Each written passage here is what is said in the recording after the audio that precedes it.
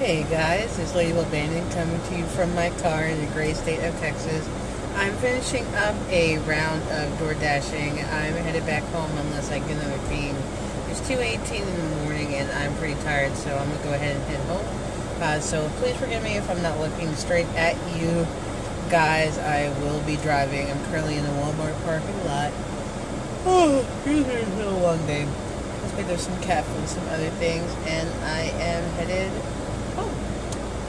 So, alright, let me go ahead and back up, and then once I am safely backed up, then we can continue the conversation.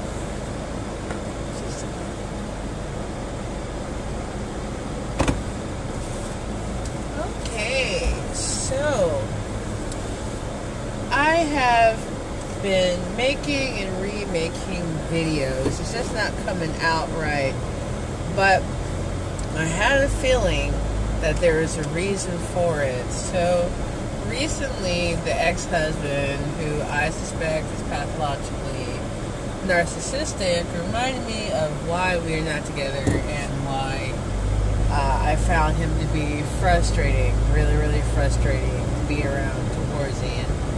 So this upcoming weekend is Father's Day weekend, and in our decree, he gets the Friday before Father's Day beginning at 6, and he would be able to have our kids until 6 p.m.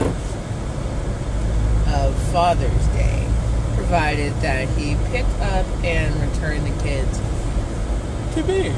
Well, I reached out to the ex-husband the other day, and I told him that it was Father's Day this upcoming weekend, and to let me know what, if any, plans he had. And I gave him until 6 p.m. this upcoming Friday to tell me, as that is the start time for his visitation / possession time. Now, I'm sorry, I didn't realize the light had gone off, or maybe I did that subconsciously, I don't know. Anyway, what was I saying? So, yes, I had reached out to the ex-husband and inquired what his plans were. I did not ask him any questions. I just stated to him that I would like to know what his plans were, and gave him a set day and time by which he should reply to me. Because if he should happen to not contact me before that time and did not exercise his possession time, then he would basically have to work around my schedule. Now, that's not to say that I would be difficult and say, oh, well, you didn't contact me by this time, so you can't spend any time at all with the kids. No, it's not like that. It's just that I don't want to set the kids up for disappointment and be working around his schedule when he has not given me any sort of a time frame or estimated time when he might be in town. I'm tired of catering to him in that respect. But in any case, I kept it short and simple and very businesslike. And 2 days later, which is today, I received a text message from the new supply, who is his new wife, and she told me that he thought that he would, that was me, that he would avoid being in the sun this weekend, so he wanted to take the kids to Chuck E. Cheese. Now, I had suggested that he take our oldest and our youngest out to see Ugly Dolls, a movie that they had promised they would take the kids to, provided everyone's behavior was good. Now, for reasons, they have not been able to take the children to the movie theater, and the children still remember that they told them that they were going to take them to the movie theater. So, I've been really wanting to see the movie with the kids, but I've been holding out for the ex-husband and his new supply, who routinely set the children up for disappointment. Don't call and they give them breadcrumbs. But anyway, that's another subject for another video. So, Yeah, I suggested that the ex-husband take the children to go see Ugly Dolls, and he said he wanted to go trick or treating, which is fine. It's his time, it's his money, whatever. Now, I'm sorry, I'm skipping ahead of myself. So, I received a text message from the new supply telling me what the ex-husband wanted to do, and she asked me if it was okay if we meet up at 1 p.m. Now, mind you, it's Father's Day weekend, and this is the upkeep time where they've invited me out to hang out with the kids. I'm all for socializing for the kids so that they see their family unit together. However, I don't want to spend every other weekend with the ex-husband and the new supply. It's triggering for me, and plus, I don't like them as people. I don't want to be around them. Now, I play nice and I'm friendly. I pretty much fake it till you make it, and I focus on the young child of the new supply who grew up with me. Another long story for another video. And, I love that child like she is one of my own. So I have her to distract me from the gruesome twosome, and I'm able to put on my poker face until I can leave. But that's not something that I want to do all the time. I do believe the ex-husband is trying to maintain this image of a happy, blended family where everyone's getting along. But underneath the surface, there's a lot of tension. And I know from my end, there's still a lot of resentment. If it hasn't been made clear in these videos, I do not want to be with or around the ex-husband or his new supply. We have a very negative, immediate past whereby cops were called and threats were made, mostly towards myself. The only thing that I said was something that I am entitled to do legally, so whatever. I would never threaten any sort of bodily harm towards anyone. I can't say the same for the ex-husband and his supply. But anyway, just to make a long story short, I don't want to spend a lot of time with the ex-husband and his supply. And I was insulted that they think that I would actually be willing to spend my gas and my time to meet them when it's the ex-husband's time. He should be the one to pick up the kids. That's something that they look forward to. That's something that they would really enjoy, getting in daddy's truck and sitting next to, their sister and stuff like that. So, yeah, I don't see why I have to be involved in any way, why they want me around, because it wasn't too long ago where both of them hated my cousin. If you ask me, I still think that they do hate me and that they would plot against me at the turn of a hat if I were to become insolent and start expressing myself. However, I kept my cool. I did not reply to the new supply right away. First of all, I'm not going to entertain discussions about pickup and drop-offs and kids with the new supply. It's not her place. Now, if I know that they have left their house and the ex-husband is driving, then it would make sense for the new supply to contact me about this and that, so that the ex-husband can drive safely. That's fine. However, I'm really tired of her being the secretary and her being the one to ferry messages from the ex-husband to myself. I just won't do it. I wanted to tell her outright, please don't message me about the kids. You need to have the ex-husband contact me. See, I didn't do all that. I just waited and waited, and as I waited, I felt myself growing anxious. I had to step back from the anxiety cliff and remind myself, hey, I don't have to do anything that I don't want to do in this moment. I can take a break from this. I can come back and think about this. I'm not obligated to respond right away. Well, about 40 minutes later, I got a message from the ex-husband on the Coparenting app I primarily use to communicate with him, and he said that he looked forward to seeing our kids and that he thought about Chuck E. Cheese. At that point, I replied to him that I do thank him for the invite. I wanted to sit this one out, and the kids will be at my house ready for pickup at 1 p.m. on Saturday. That was it. And he said, okay. To the new supply, I gave her a lengthier message telling her I just messaged her husband, who is my ex-husband, and I told her basically what we had discussed, which really wasn't much of anything. I just kind of reiterated what they had suggested that the kids and them do.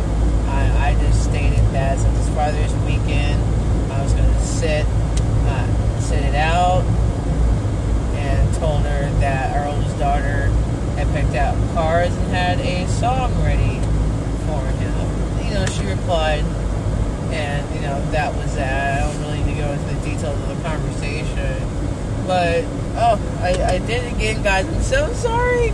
It's a force of habit. I don't like a lot of light shining in my face, so I automatically want to, shut the light off. So sorry. But, yeah, this whole story is an illustration of how you can handle yourself, because I still get triggered a lot when it comes to the ex-husband who I suspect to be pathologically narcissistic and the new supply. It makes me uncomfortable to be around them. I get really anxious and nervous when I am having to communicate with them, because I am afraid and worried that they're going to take something I typed the wrong way, or they're going to misinterpret something, or they're going to just decide to use that to blow up about whatever and justify them being complete a-holes to me on something that they have conjured up in their minds that is completely incorrect.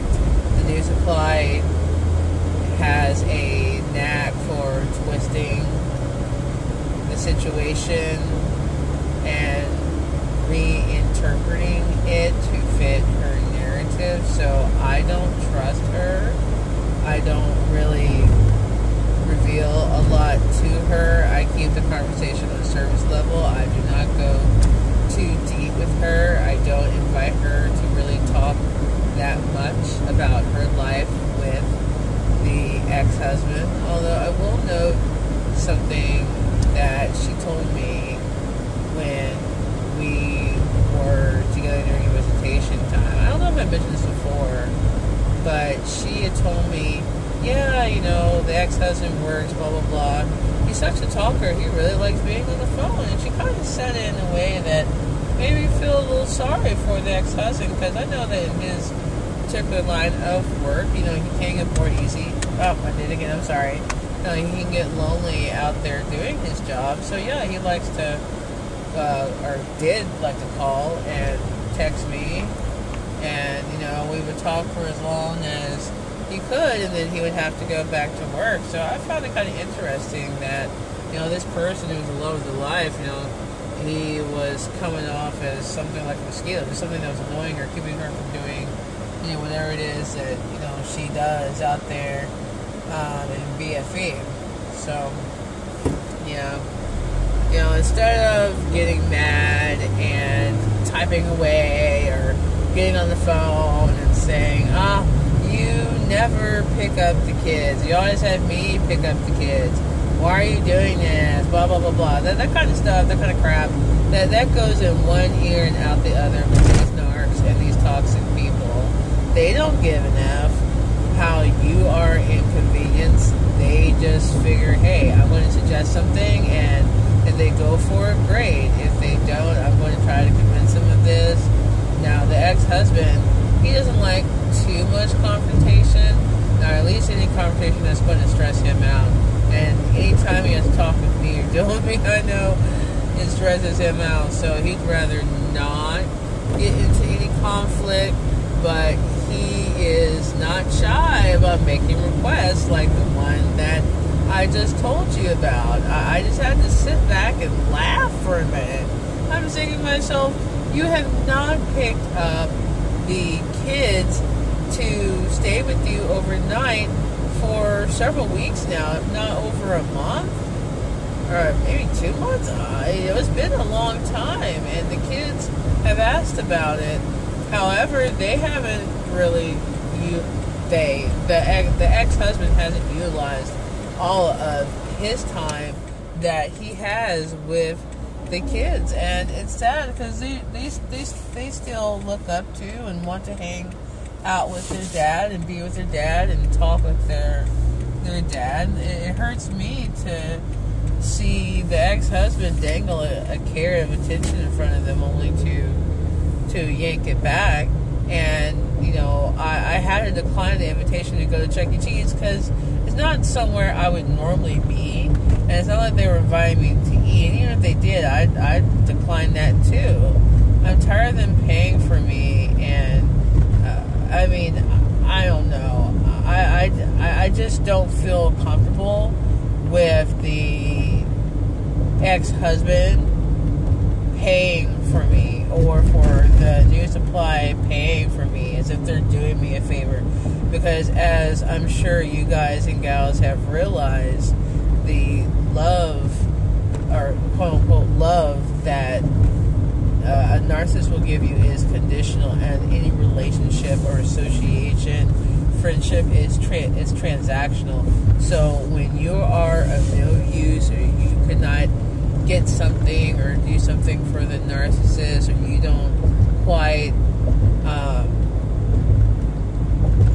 fit the mold of where they want you to be, they will discard you. They will stop paying attention to you. They will stop showing interest in you because you're of no use.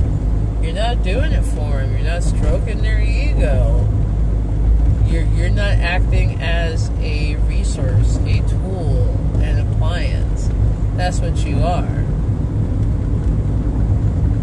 I hate to say it, ladies and gents, but you aren't anything more, you don't have any more value to a narcissist than a tool in his or her shed. They can easily walk away from a 10, 20, 30-year relationship with you and not think anything of it, because they don't have any use for you. They've discarded you. They've devalued you. And I'm at a point where I don't feel very respected by the ex-husband or his new supply. Now, the new supply will say nice things to me in front of me now, but it wasn't long before she was calling me all out my name and essentially helping the ex-husband further his abuse of me during the separation and immediately after the divorce. So yeah, I think they're a bunch of snakes, and this mama had to decide that enough was enough, and I did not accept their invitation to go to Chuck E. Cheese, because this is what would happen. I would go there, and the ex-husband would pay most of the attention to the baby that the new supply has, because that baby is looking like she's going to be the golden child, while our two kids end up the scapegoat. But anyway, since this child is very young, she needs a lot of things. Her mother hands off a lot of responsibility to the ex-husband, and when I have been in the presence of the both of them and the new supplies child and our two kids, I notice how, I did it again, guys, I'm sorry. I notice how our two kids are pretty much ignored by the ex-husband. He's not able to really be with them and talk to them too much because he's caught up with whatever the new supply is doing or saying, or caught up with her baby. So I want them to actually have parenting time. I don't want to be there to basically tend to the kids while they do whatever, or for them to leave their child with me while they go have a cigarette break. It's BS. But I made it home, so thank you guys for riding me. I'm sorry for the lights flickering on and off. Oh man, it's been a night. I received some of my pay. I'm gonna have to get on the phone with support and figure it out. But in the meantime, I'm just going to go ahead and hit the sack.